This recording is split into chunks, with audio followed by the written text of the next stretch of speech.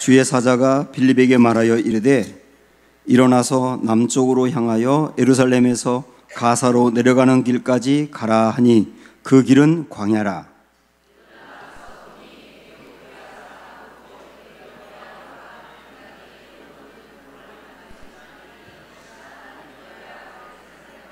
돌아가는데 수레를 타고 선지자 이사야의 글을 읽더라.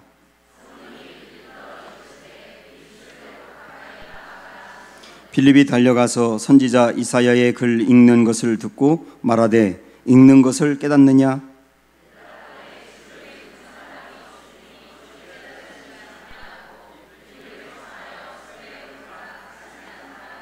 읽는 성경 구절은 이것이니 일러스되 그가 도살자에게로 가는 양과 같이 끌려갔고 털 깎는 자 앞에 있는 어린 양의 조용함과 같이 그의 입을 열지 아니하였도다.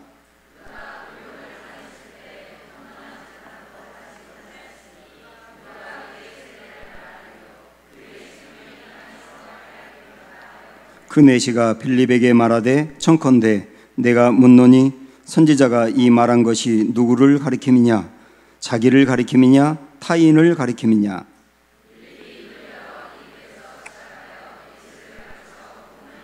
길 가다가 물 있는 곳에 이르러 그 내시가 말하되 보라 물이 있으니 내가 세례를 받음에 무슨 거리낌이 있느냐?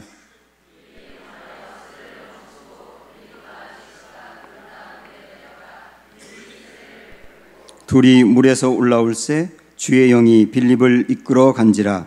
내시는 기쁘게 길을 가므로 그를 다시 보지 못하니라.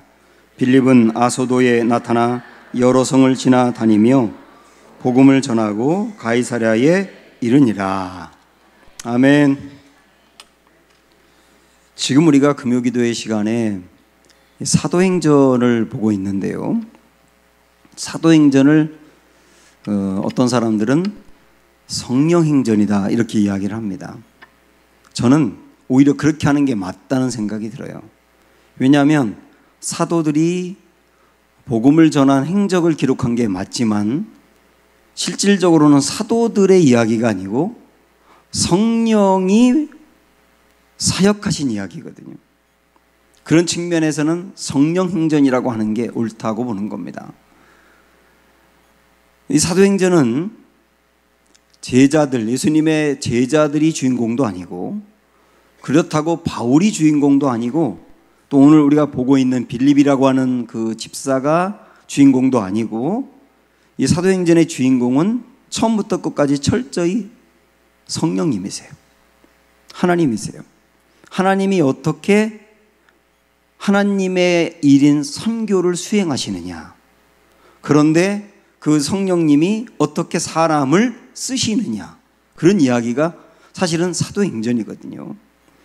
이 8장은 우리 지지난 시간부터 이렇게 봤습니다마는 예루살렘 교회가 박해를 받아서 흩어지니까 그 중에 빌립이라고 하는 사람이 사마리아 성으로 가가지고 복음을 증거한 이야기입니다. 굉장히 부흥을 했어요. 그리고 오늘 말씀은 상당히 부흥하면서 교회가 어마어마한 속도로 이렇게 성도가 퍼져나가고 있을 때 그때 성령님이 빌립을 광야로 보낸 내용입니다. 잘 성장하고 있는데 광야로 가라는 거예요. 왜 가라고 하는지 말씀을 안 하세요. 그냥 성령님이 이 빌립의 마음을 충동하신 거죠. 26절을 보시면 주의 사자가 빌립에게 말하여 이르되, 이게 성령이죠. 일어나서 남쪽으로 향하여 예루살렘의 가사로 내려가는 길까지 가라 하니 그 길은 광야라. 그 가라고 말씀하시는 겁니다. 잘 성장을 하고 있는데 어떻게 했는지 모르겠어요. 여기서 이제 성경에서는 말씀했다고 나오는데 꿈속에서 그런 음성을 들었는지 환상 중에 보았는지 아니면 부흥이 잘 되다가 갑자기 빌립의 앞길이 막혀가지고 왜 그러지 할 때 광야에 대한 강한 어떤 충동이 생겼는지 모르겠어요. 그러나 분명한 것은 뭐냐면 성령님이 그 길로 인도했다는 것은 분명해요. 그리고 갔더니 거기에 한 행렬이 지나가는데 흑인들이었던 겁니다. 그들이 에티오피아라고 하는 아프리카 땅에서 온 그 재정을 보고 있는 장관이라고 말씀드렸죠. 그들이 유대인들이었던 거예요. 유대인들 중에는 흑인들도 있지 않습니까?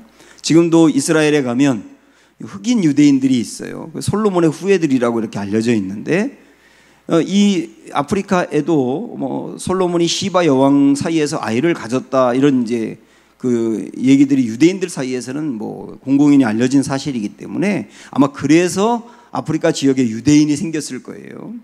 그들이 예루살렘에 무슨 절기를 지키러 왔다가 자기 나라로 돌아가는 중이었습니다. 그들을 딱 만나게 된 겁니다.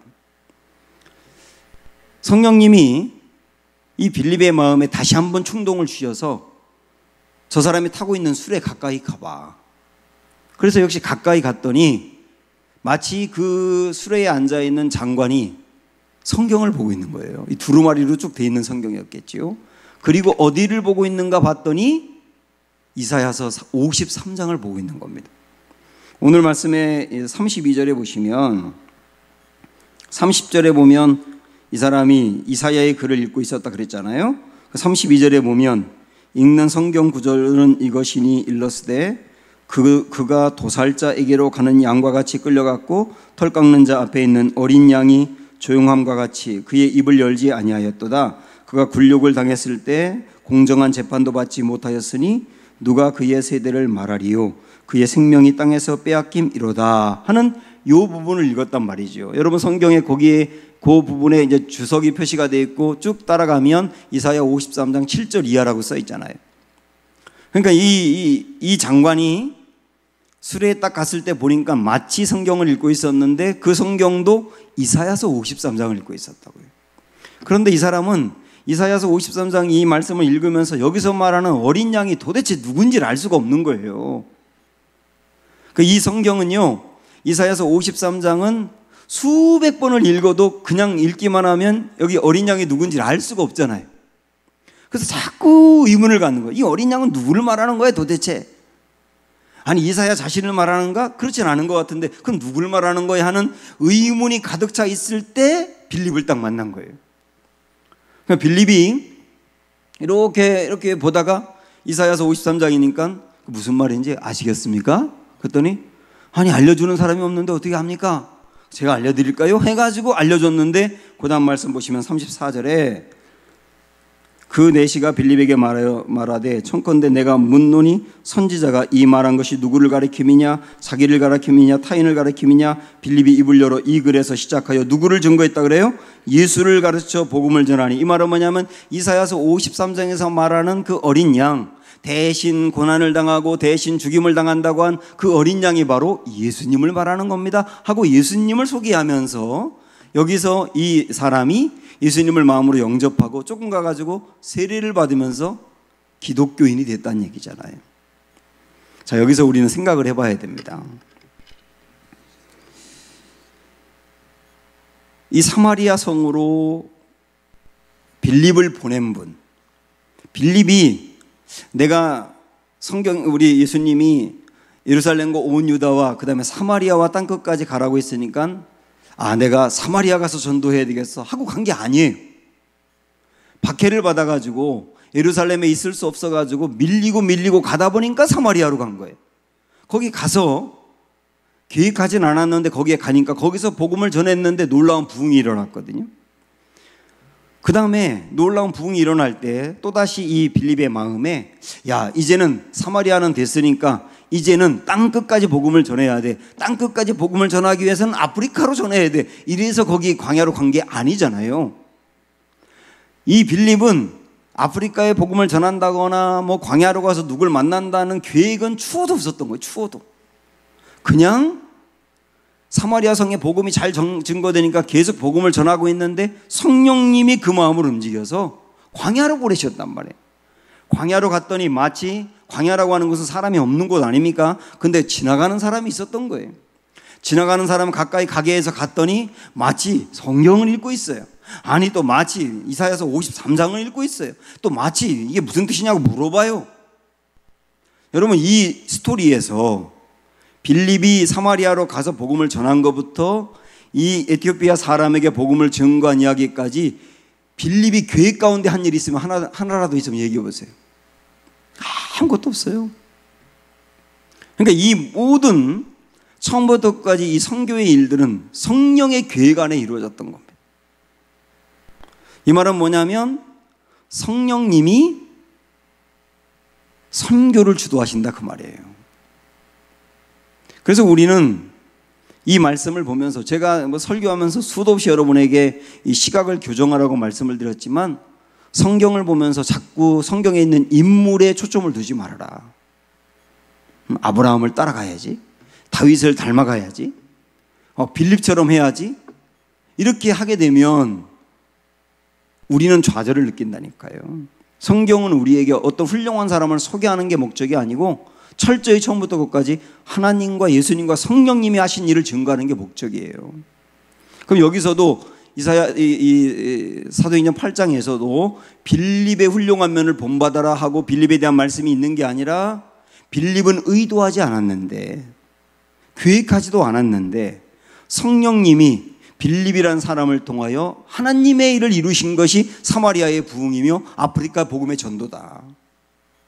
야, 그렇다고 한다면 빌립은 자기가 의도하지 않았지만 하나님이 빌립을 통해서 이 놀라운 일을 행하셨다고 한다면 우리도 별건 아니지만은 뭐 대단히 준비되어 있는 것도 아니고 경험이 많은 것도 아니고 어떤 데 나 자신을 보면 넘어지기도 하고 믿음이 부족해 보이기도 하지만 그러나 성령님이 나를 통해서도 주님의 일을 하실 수 있는 거구나.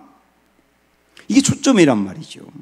다만 중요한 건 뭐냐면 그렇게 성령님이 주님의 일을 해가면서 나를 통해서 하고 싶어서 불렀던 거거든요. 그럼 우리 주님이 그냥 스스로 하셔도 괜찮아요. 제가 전에도 말씀드렸지만 제가 이전 교회에서 터키 선교를 했었는데 터키에 제가 섬기는 교회에서 그 코노툭 켄트라고 하는 교회에 거기 선교사님을 파송하고 150만 원씩 이렇게 후원한 적이 있어요. 그 선교사님이 와가지고 선교 보고하면서 설교하는데 그 터키에서 터키인들 30여 명이 교회를 나온다는 거예요. 터키가 99%가 이슬람인데 기독교인이 교회 안에 30여 명이 있다는 건 놀라운 일이지 않습니까? 그러면서 그 30여 명 중에 반 이상이 어떻게 나왔느냐면 꿈속에서 꿈을 꾸는데 하나님이 나타나서 너 이 교회로 가 하고 그 교회를 보여줬대요. 그리고 갑자기 환상을 봤는데 자기 막 이끌어가지고 이 교회로 오게 하는 환상을 봐가지고 왔다는 거예요. 태반이 그렇게 나왔대요. 워낙 복음을 증거하기가 어려운 지역이니까 그런 것 같아요. 저는 그 얘기를 들으면서 야, 하나님이 사람의 손을 빌리지 않고도 하나님 스스로 혼자서 얼마든지 온 세계를 복음할 수도 있다. 하실 수 있잖아요. 주님 못하실 게 뭐가 있겠습니까? 근데 주님 그렇게 하지 않으세요. 거의 대부분 그렇게 하지 않고 하나님이 기뻐하는 일은 뭐냐면 하나님의 사람들을 통해서 주님의 일을 하고 싶어 하는 거예요. 그래서 하나님의 사람에게 주님의 마음을 알려주고 그리고 그 사람이 주님의 마음을 알고 하나님이 뜻대로 행하는 것을 우리는 뭐라고 말하냐면 순종이라고 말하잖아요. 그 순종이라고 하는 것은 뭐냐면 하나님의 계획에 동참하는 일이에요. 하나님이 세우신 계획 안에 동참하는 일이 순종이라고 해요. 근데 하나님은 그렇게 우리가 순종하면 부족하고 행하는 일 자체가 능력이 부족해도 하나님이 그 사람의 순종을 통해서 주님의 일을 이루어 가신다니까요. 그게 귀한 거예요. 그게 만약에 이 빌립이 순종하지 않았다면 어떻게 했을까? 사실 순종하기 어려운 이유는 뭡니까? 이미 사마리아가 복음이 잘 증거되고 부흥이 되는데 거길 떠나라고 하는 것도 이해하기 어렵고 떠나라고 했는데 사람이 많은 곳으로 가라고 한 것도 아니고 광야로 가라고 한 것도 이해하기 어렵고 또 광야까지 가는데 거기 가사 쪽으로 갔다 그랬거든요. 26절에 보면 그 가사가 지금의 이제 가자 지구 블레셋 땅인데 그 지구까지가 굉장히 거리가 멀어요. 그러니까 멀리 가라는 것도 이해가 안 되고 이해가 안 되는 게 한두 가지가 아니거든요. 그래서 빌립이 만약에 성령님이 강하게 충동하는데도 불구하고 순종하지 않았다면 어떻게 할까요? 이 말은 뭐냐면 성령님이 목회자를 쓰시기도 하고 평신도를 쓰기도 하고 어떤 때는 그 분야의 전문가를 그 일로 쓰기도 하고, 어떤 때는 그 분야에 전혀 경험이 없는데 그 사람을 들어 쓰기도 하는 거예요. 예수님이 제자들을 쓸 때 돈을 관리하는 그 재정 일들을 세리 출신인 마태에게 맡기는 게 맞는 것 같은데 마태에게 안 맡기고 유다에게 맡겼단 말이죠. 그 마태는 오히려 이 마태복음을 집필하게 만들었어요. 주님이 하시는 일을 어떤 때는 몰라요. 전문가에게 맡기기도 하지만 전혀 비전문가에게 맡기기도 해요. 만약에 전문가에게만 맡긴다면 교회 학교 교사들, 학교 교사가 하면 잘할까? 잘할 수도 있지만 못할 수도 있어요. 학교처럼 해가지고. 전혀 아이들을 가르쳐 본 적이 없는 초보 교사가 맡았는데 너무나 잘하기도 한단 말이에요. 주님의 일은 모르는 거예요. 그걸 결정하시는 분은 주님이거든요. 근데 주님이 이렇게 우리 마음을 충동해서 주님의 일을 하게 했는데 우리가 순종하지 않는다면 어떡할까? 이런 얘기지 않습니까? 주님의 일은 어느 누구도 막을 수가 없습니다. 주님이 계획하고 이루어 가실 일들은 끝내 이루어져요.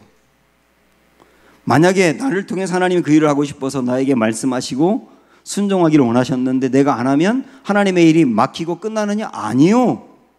하나님은 다른 사람을 통해서 하시는 거예요. 우리 예수님 그랬지 않습니까? 돌들로도 일하게 할 수 있다. 생명이 없고 움직이지 않는 돌들로도 주님이 일을 하게 한다면 돌도 일해서 하나님의 일을 할 수 있다. 그렇다고 한다면 어느 누구를 통해서라도 주님은 일하게 할 수 있잖아요. 오늘 우리가 본 것처럼 빌립이 한 일이 뭐가 있습니까? 다 성령이 하셨는데 빌립은 그냥 인도하는 대로 갔더니 됐지 않습니까?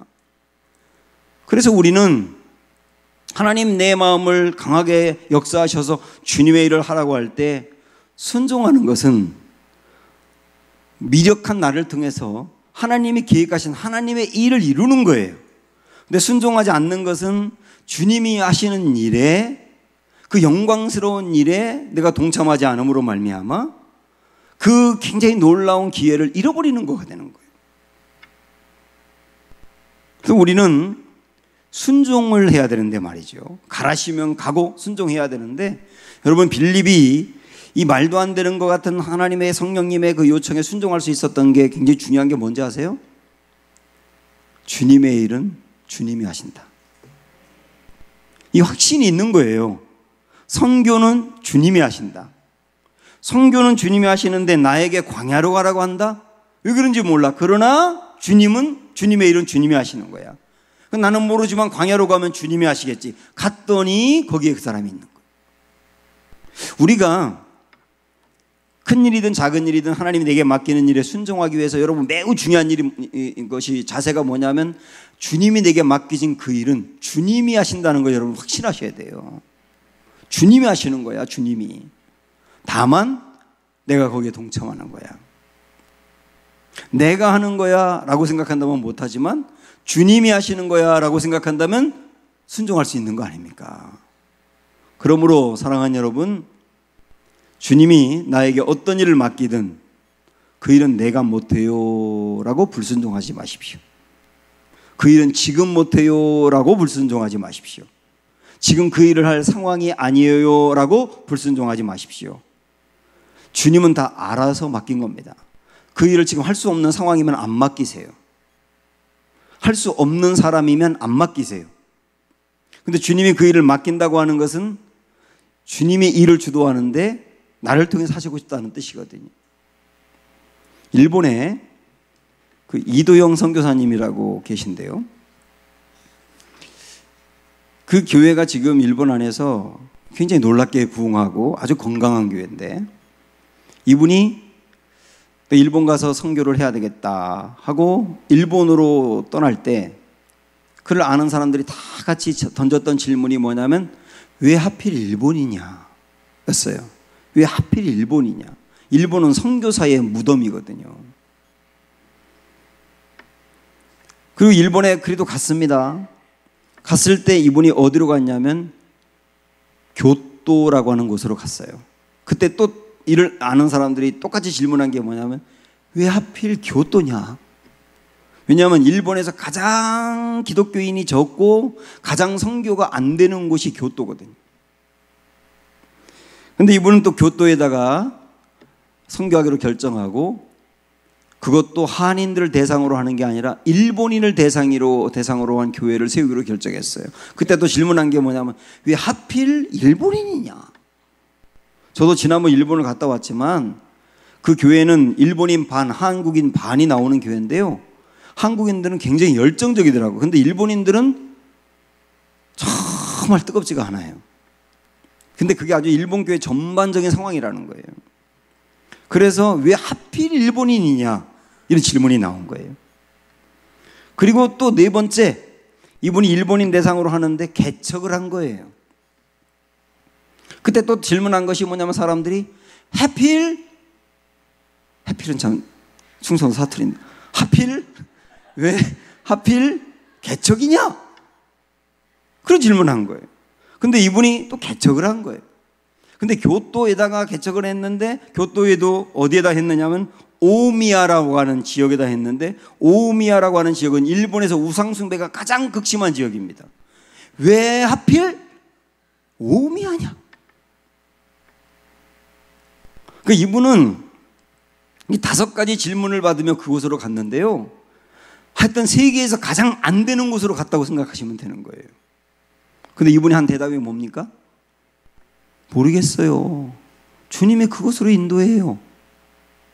나 모르겠어요. 나 일본으로 갈 생각 없는데 일본으로 인도해요. 나 모르겠어요. 교토로 갈 생각이 없는데 교토로 인도해요. 나 모르겠어요. 일본인 대상으로 인도하는데 어떻게 해요? 이분이 결정한 처음부터 끝까지는 그 대답은 동일했어요. 성령님이 인도해요. 근데 이분이 거기 갔을 때 고생을 정말 많이 했대요. 근데 지금은 일본인들이 얼마나 많이 나오고 얼마나 뜨거운 교회가 되었고, 다른 일본인 교회와 달리 얼마나 강건하고 건강한 교회가 됐는지, 이걸 봐도 우리가 알 수 있는 건 뭐냐면, 모든 일은 주님이 주도하신다. 여러분 한번 이사야서 55장 보시겠어요? 이사야서 55장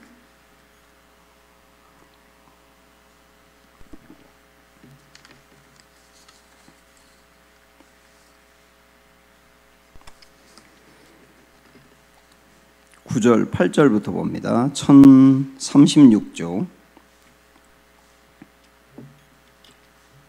1036쪽 자 8절 시작. 이는 내 생각이 너희의 생각과 다르며 내 길은 너희의 길과 다름이니라. 여호와의 말씀이니라. 이는 하늘이 땅보다 높음같이 내 길은 너희 길보다 높으며 내 생각은 너희의 생각보다 높음이니라. 주님의 말씀이 뭐냐면, 내 생각과 너희의 생각이 달라. 하나님의 계획과 너희의 계획이 달라잖아요.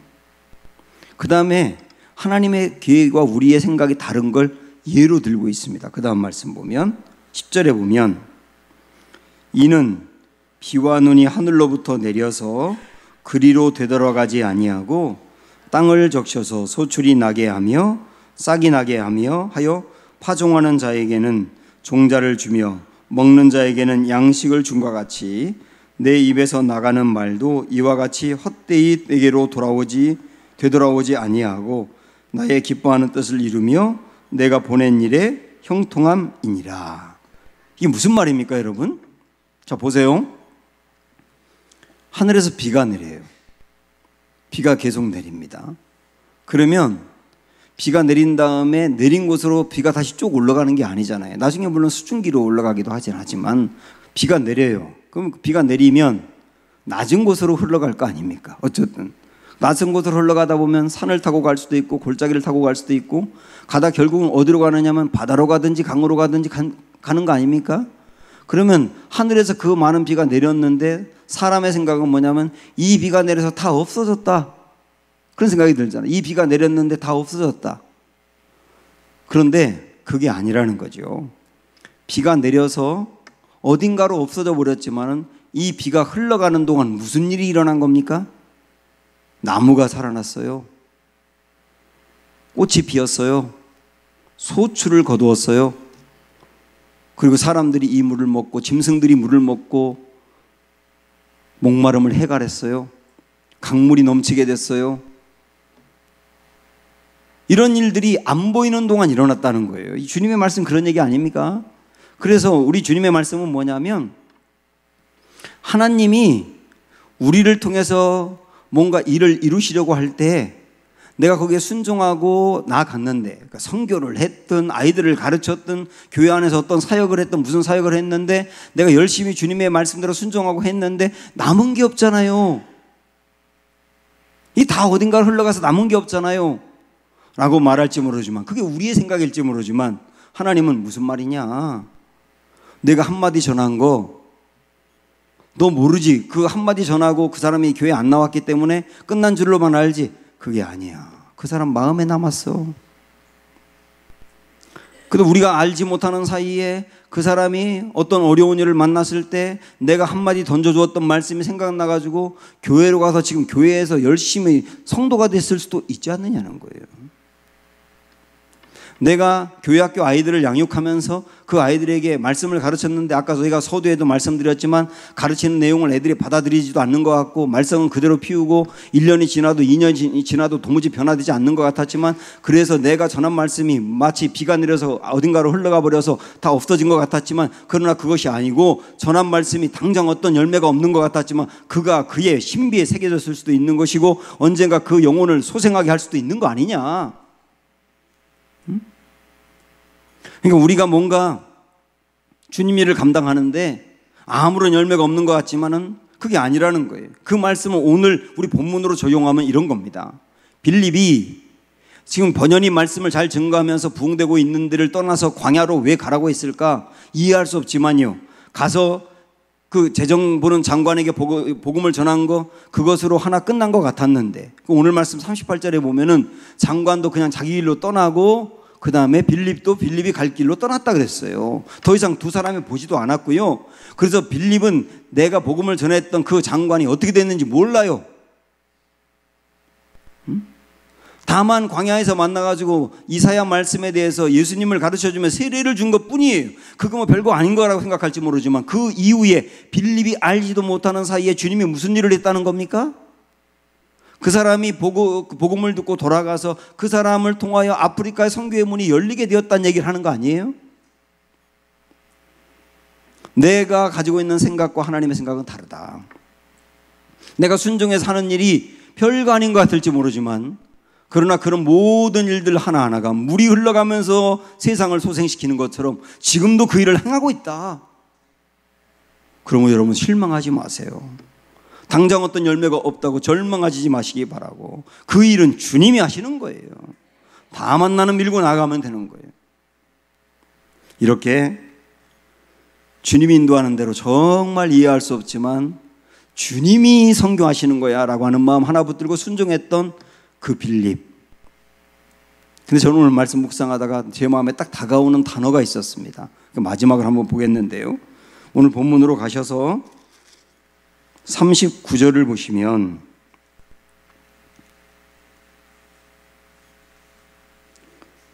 둘이 물에서 올라올새 주의 영이 빌립을 이끌어 간지라 내시는 기쁘게 길을 가므로 그를 다시 보지 못하니라, 이렇게 나오잖아요. 그리고 그 다음 절 보면 빌립도 자기 길을 갔다고 나오는데, 여기 39절 앞에서 주의 영이 빌립을 이끌어 간지라 이거예요. 그래서 이끌어 간지라라고 하는 말을 제가 이거를 좀 찾아봤더니 이거를 정확하게 해석하면 어떤 말이냐면 성령님이 빌립을 와락 껴안았다 이 말이래요.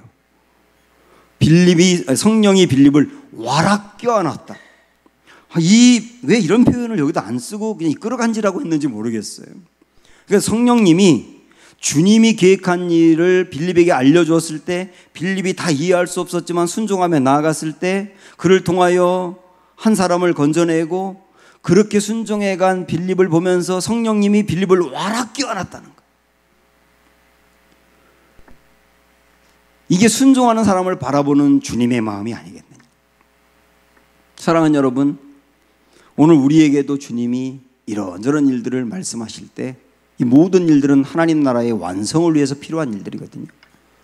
그럴 때 다 알지 못해도, 내가 열심히 했지만 결과가 별로 없는 것 같아도 미래에 어떻게 될지 그건 몰라도 그냥 내게 맡겨진 그 일을 감당함으로 우리 한 명 한 명을 주님이 보실 때 와락 껴안고 싶어하는 그런 은혜가 있기를 축복합니다. 나의 안에 거하라, 이 찬양 우리 함께 부르겠습니다.